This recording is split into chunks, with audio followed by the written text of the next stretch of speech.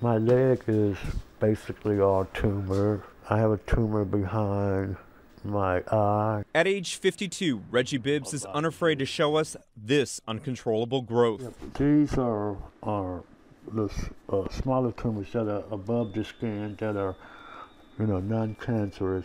Getting going isn't something he takes for granted. Bibbs's leg alone weighs at least 40 extra pounds. Every morning he laces up in this special shoe. That's the biggest challenge. Nowadays, he's unabashed for good reason. Bibbs lived through nasty treatment all his life. Think about this moment from his teenage years. And one of the park rangers said to my friend, "You can't take the animals out of the park." And he said, "What?"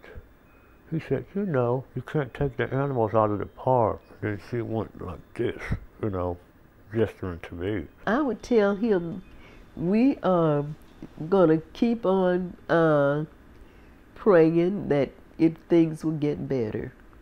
Despite a mother's reassurances, Bibbs spiraled into a state of isolation. Years of self-imposed exile ended after a friend's invite to a ball game. When I went to the Astros game, it was totally different from what I expected. For 40 years I hid, and I didn't know that there was people already there willing to accept me. Neurofibromatosis is a genetic disorder with no cure. Bibbs's case is extreme.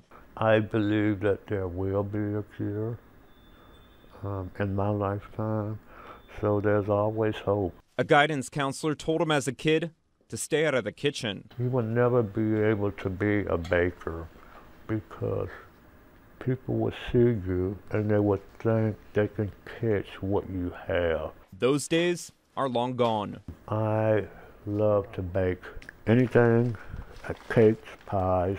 And they always say, Uncle Reggie baked the best cakes. Bibbs shares his creations on social media. His other passion, working with the Courageous Faces Foundation as their Just Ask ambassador. He speaks to groups across America.